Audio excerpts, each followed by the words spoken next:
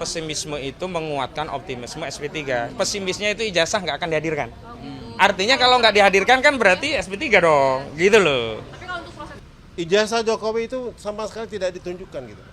Nah, itu. Harapan kita di gelar perkara ini ada pemberlakuan ijazah Jokowi, tapi ini tidak sama sekali. Bahkan tadi pihak pelapor pun keberatan dia kalau ijazah Jokowi diperlihatkan. Dia hanya mau memperlihatkan di pengadilan. Kalau sepanjang itu hanya retorika saja, ya saya merasa ini bukan gelar perkara yang baik dan tidak bagus untuk penegakan hukum. Belum melakukan gelar berkaitan dengan pasal 32 dan 35 Undang-Undang ITE. Karena pasal itu nanti spesifik untuk klaster kedua yang akan dimulai jam 2. Tadi kami sudah menyampaikan ya segala kritik yang tadi sempat kami kompreskan juga masuk lagi. Terutama juga ada tambah-tambahan dari Bang Gafur juga Bang Petrus Celestinus. Untuk itu Bang Petrus tolong Bang disampaikan tadi. Apa yang menjadi pandangan Abang di proses gelar perkara untuk tim kita? Silakan. Ya, tadi kita sampaikan bahwa setelah gelar perkara ini kita minta penyidik mulai melakukan pendalaman terhadap apa yang selama ini menjadi dalil dari pihak tersangka atau pihak kami, bahwa kepentingan yang mereka perjuangkan untuk mengungkap ijazah Jokowi ini untuk memastikan palsu atau tidak, itu adalah dalam rangka memperjuangkan kepentingan umum. Karena di balik apa yang disebut kepentingan umum itu kan terlalu banyak. Ya, soal pemilu, soal lembaga pemilu yaitu KPU, soal partai politik yang merekrut calon-calon presiden, ya, suara rakyat kita yang sudah kita berikan selama 2 periode juga kalau itu ternyata palsu, apa kata dunia? Sehingga kita minta soal pendalaman mengenai kepentingan umum ini harus sungguh-sungguh dilakukan. Karena dengan mendalami kepentingan umum, para tersangka ini kan diberikan oleh undang-undang ada imunitas.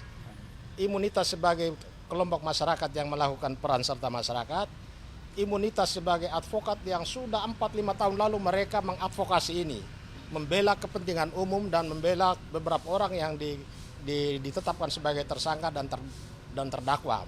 Kemudian juga di dalam beberapa pasal dari sangkaan ini juga ada alasan pembenar yang meniadakan perbuatan melawan hukumnya. Sehingga kami minta ujung dari penyidikan ini harus berakhir dengan penghentian penyidikan. Dengan dihentikan penyidikan, maka masyarakat bisa meminta Polri memulai membuka penyelidikan khusus terhadap dugaan ijazah palsu ini. Karena melalui penyidikan pencemaran nama baik, soal ijazah palsu tidak akan bisa ditentukan oleh penyidikan di Polda Metro Jaya ini. Itu yang inti dari dialog tadi, antara lain mengenai itu. Saya kira itu saja. Terima kasih. Ada mau ditambahkan yang lain? Ya, Pak Herman. Gelar perkara ini, saya bilang ini bukan gelar perkara. Kenapa? Karena kita diadu domba dengan antara pelapor dengan terlapor. Artinya, setahu saya yang namanya gelar perkara itu pemaparan yang jelas dari pihak penyidik. Begini. Unsurnya begini. Tapi penyidik tidak menjelaskan seperti itu gitu loh. Jadi kami merasa bahwa ini bukan gelar perkara. Yang kedua, ijazah Jokowi itu sama sekali tidak ditunjukkan gitu. Nah, itu. Harapan kita di gelar perkara ini ada pemberlakuan ijazah Jokowi, tapi ini tidak sama sekali. Bahkan tadi pihak pelapor pun keberatan dia kalau ijazah Jokowi diperlihatkan. Dia hanya mau memperlihatkan di pengadilan. Sementara beberapa pengadilan sudah sidang tetap tidak ditunjukkan gitu loh. 4 kali.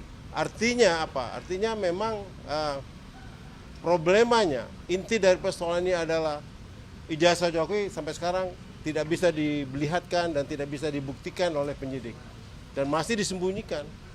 Padahal sudah ada pernyataan tadi bahwa kami sudah menyita ijazah Jokowi. Nah kalau sudah sita mana? Iya, harusnya bisa. Mana berita acara sitanya? Tapi ini tidak diperlihatkan gitu loh. Jadi kalau sepanjang itu hanya retorika saja, ya saya merasa ini bukan gelar perkara yang baik dan tidak bagus untuk penegakan hukum. Itu aja, terima kasih. Wassalamualaikum warahmatullahi wabarakatuh. Pertanyaan? Nama lengkap boleh Pak? Nama lengkap. Herman Kadir ya. Nama saya Herman Kadir, tim Cukup advokasi. atau ada pertanyaan? Ada pertanyaan? Yang jelas ini masih isoma ya, masih lanjut lagi kami. Ya, gimana? Bang, mungkin bisa dijelaskan bedanya gelar perkara biasa dengan ini kan gelar perkara khusus ya. Dan kemudian inisiatornya siapa sih? Jadi kalau gelar perkara biasa itu adalah gelar perkara yang inisiatifnya oleh penyidik. Oh ya. Biar kebagian semua itu. gelar perkara biasa itu adalah gelar perkara yang dilakukan oleh penyidik di internal penyidik untuk memberikan pemaparan tentang pasal-pasal yang didakwakan seperti apa, yang disidik seperti apa, unsur-unsur pidana seperti apa, dan bukti-bukti apa yang kemudian menjadikan kesimpulan bagi penyidik untuk menyimpulkan bahwa pasal ini terpenuhi unsurnya, pasal ini terpenuhi unsurnya sehingga naik ke tahap penyidikan. Nah, gelar ini kemarin sudah dilakukan di internal dan itu inisiatifnya penyidik dan dihadirkan oleh pengawas di internal penyidik termasuk pihak jaksa dihadirkan sebagai pengawas dalam proses penyidikan.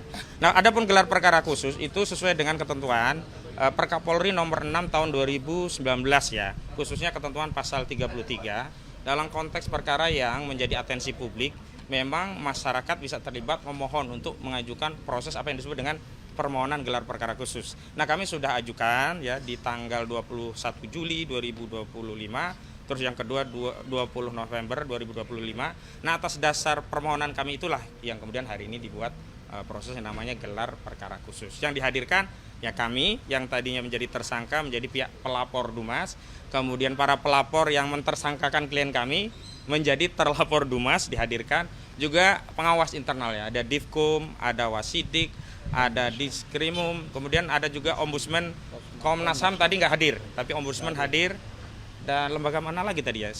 Ada itu saja sih ya. Wasidik udah saya sebutkan. Jadi begitu ya penjelasannya. Apa sebetulnya output yang diinginkan oleh tim penasihat hukum melalui gelar perkara khusus ini, Bang? Iya, forum gelar penunjukan ditunjukkan gitu ijazah Jokowi itu atau seperti apa? Ya, ada dua hal ya. Pertama proses, yang kedua kesimpulan dari proses. Kalau proses memang kami harapkan ini menjadi proses untuk bisa menunjukkan ijazah itu dalam proses gelar perkara khusus. Karena selama ini yang menjadi objek masalah kan itu. Selama ini tidak bisa ditunjukkan oleh Saudara Joko Widodo. Kami berharap melalui kewenangan penyidik, karena ini sudah disita penyidik, bisa ditunjukkan kepada kami, kepada klien kami yang jadi tersangka karena dokumen itu. Nah, outputnya, jadi proses gelar perkara khusus itu hampir mirip dengan pra-peradilan. Tapi bedanya kalau pra-peradilan itu menggunakan hakim di pengadilan, prosesnya adalah kalau diterima berarti dibatalkan status tersangka, kalau ditolak ya status tersangkanya dibenarkan oleh hakim. Nah, gelar perkara khusus itu adalah koreksi di internal. Kalau ternyata rekomendasinya ada celah, ada masalah, baik dalam proses, tahapan, prosedur, sampai substansi ke dalam proses penyidikan tadi, ternyata belum terpenuhi sebagaimana ketentuan peraturan undang-undang yang berlaku, ya bisa kasusnya dihentikan. Produk akhirnya apa? SP3. Apa itu SP3? Surat perintah penghentian penyidikan. Itu outputnya. Itu kalau ditemukan ada kesalahan saat proses penyidikan. Ya, tidak memenuhi syarat lah. ya. Untuk Ada lagi? Cukup? Ini optimis nggak, Bang, dengan upaya ini? Oh, tentu saja optimisnya begini. Pertama, kami mengajukan permohonan di tanggal 21 Juli. Saat itu kami kira nggak ada atensi. Tapi begitu naik tersangka, justru dari penyidik meminta sounding, tolong Bang kirim lagi surat. Nah, ini kan berarti ada sesuatu dari penyidik yang secara objektif ingin melibatkan kami dalam proses gelar, yang kami baca indikatornya bahwa memang ada problem dalam tahapan. Namun, kalau itu tanpa melalui proses gelar perkara khusus kan jadi penyidik keliru mengambil kesimpulan. Nah, melalui proses inilah saya pikir kami husnuzon berkeyakinan bahwa ini akan menjadi mekanisme untuk mengevaluasi proses penyidikan yang berujung dengan SP3 begitu. Problemnya di mana? Berarti sudah dikasih tahu sama Tadi penyidik? sudah, di antara yang kita sepil adalah dalam konteks advokat ya.